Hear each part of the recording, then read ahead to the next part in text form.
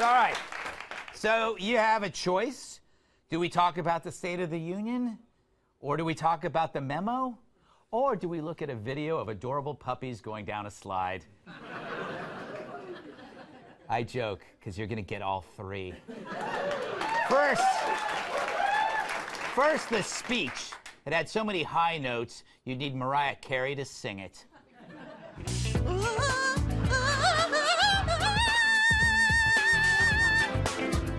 I don't know how he did that.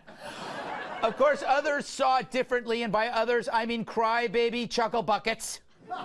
The raw meat was ugly, and then the appeals to fear-mongering. He implied, and he did it deliberately, that Dreamers are gang members. His racist and hate-filled words and policies and proposals are still being resisted in the Congress. There was a lot of dark talk. There was a lot of manifestations of threat. Somebody airlift a pallet of Depends. There's a lot of poop on those floors. Anyway, sour grapes is to be expected. Why would you praise your opponent after he wiped the mat with you? And that's the problem with team sport politics. Even when there's good news for the country, it's bad news for the party. And there's a lot of good news on jobs, ISIS, the economy, all good, but we could do better. But the Democrats remain sour. Schumer looks like he's the Penguin from Batman.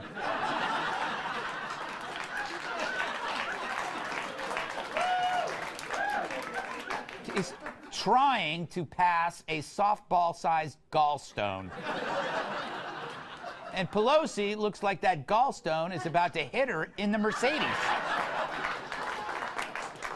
And the rest of the Democrats, they all look like they shared the same hemorrhoid. So what's the problem? Well, first, that speech wasn't for them, it was for you.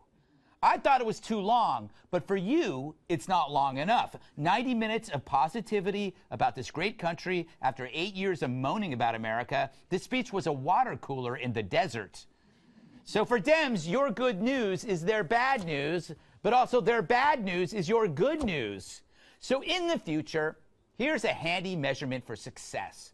I call it the Pelosi Scowlometer. Look at that.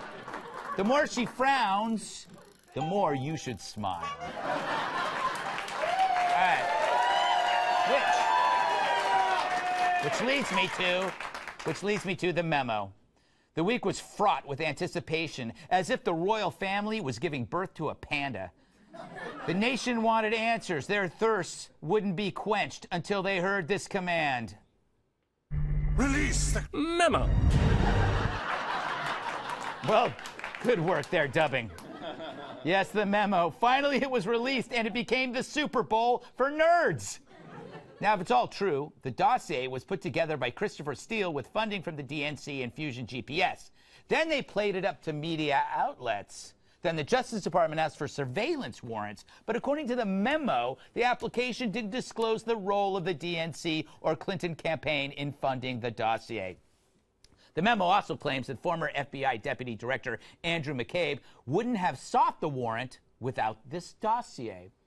Now, maybe it's me, but it's got Clinton stink all over it. All roads lead back to the perv and the pantsuit. Sounds like a good TV series. I wonder if Trump thinks it's disgraceful. I think it's terrible. You want to know the truth? I think it's a disgrace. What's going on in this country, I think it's a disgrace. The memo was sent to Congress. It was declassified. Congress will do whatever they're going to do. But I think it's a disgrace. You know, I think it's a disgrace. But, you know, he's right. The Dems wanted to nail Trump so badly, they were willing to use an unvetted, hyper-partisan dossier to do it. Using this dossier to get a warrant, that's like me using Monopoly money to buy a Porsche. Look, we spent the last year hearing about collusion between Trump and Russia, and all along, the real collusion was committed by the perpetrators of that narrative, meaning the media, Democrats, and their government allies. This whole mess is brought to you by the same people, and that's not cool. Right? Adorable puppies going down a slide? Good puppies! Good job! Can you do it? Yay! Come on, puppy! Yay! Puppy, puppy! I told you there would be puppies. Period.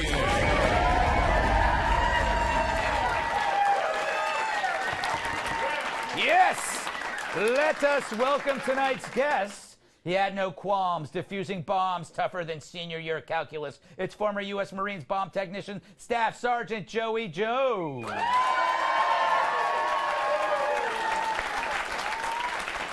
And another hero. His jokes are drier than powdered milk. Writer and comedian David Angelo. And the real hero. If you can't handle her smirk, then you're probably a jerk. National Review reporter Kat Timpf.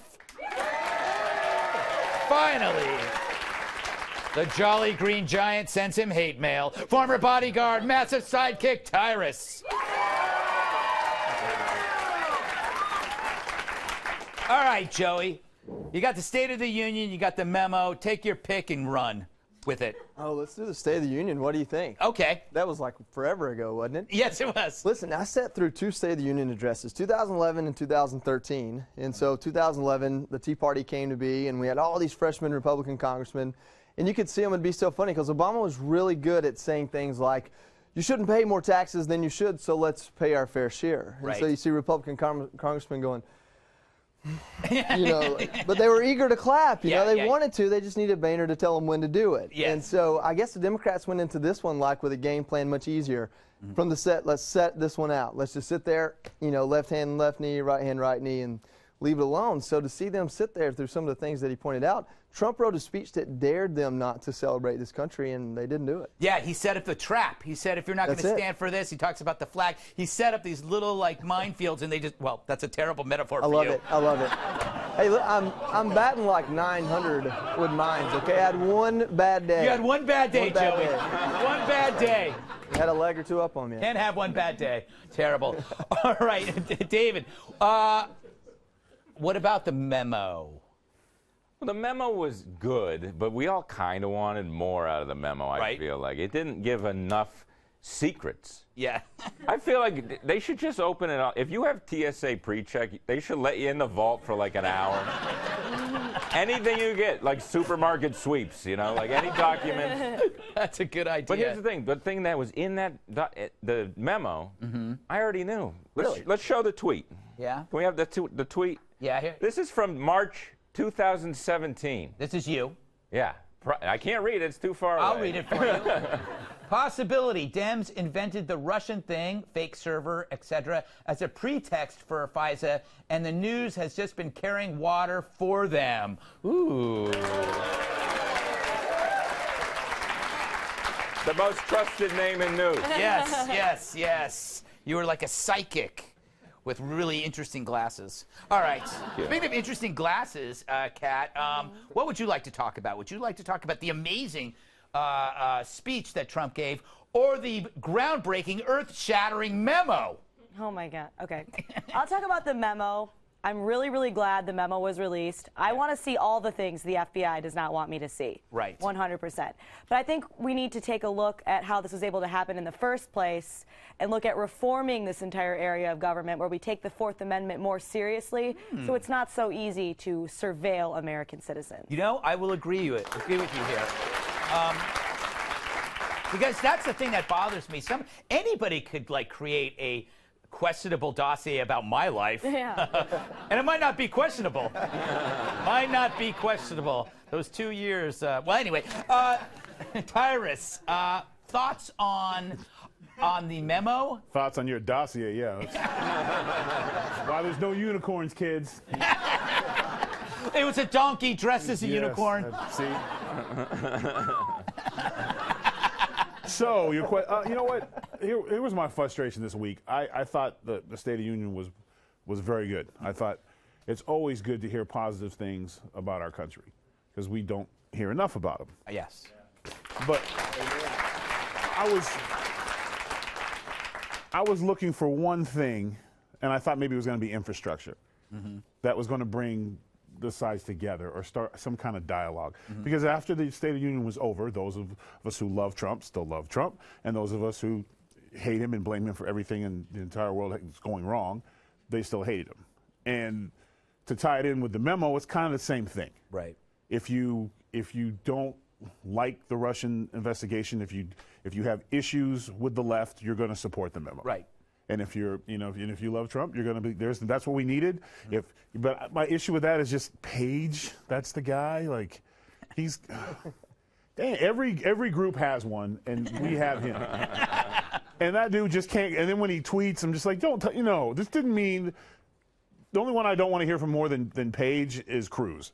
Like, those are the two guys I just don't want to hear from. And I just keep waiting for something that's going to start bringing us together. And I just feel like the divisions just lines keep drawn in the sand, and there's no middle ground. Like, if you're going to, my book, I kept thinking about, I'm working on a book. It's like living in the Great Divide. Like, is it about mountains? No, it's about just walking through my neighborhood at the grocery market, because if I walk through Liberal Avenue, I get booed at, and when I walk by Conservative, I get cheered. It's just crazy how divided we are. That's why you've just got to walk on the conservative side. I'll go wherever I want. You know what could unite us all? You know what united us all? Besides alcohol, Russians. Like, they played on America's key attribute, which is, it's not a key attribute, it's actually a consequence, the team sport politics of a binary system. They played both sides. They played the Democrats, they took money from the Democrats, they played with the Republicans, and to create disruption. It worked. I think you just nailed it. And our arrogance is that we had to be in on it. Yeah, yeah. And that's the ironic joke. Exactly. We weren't in on it. Yeah, yeah.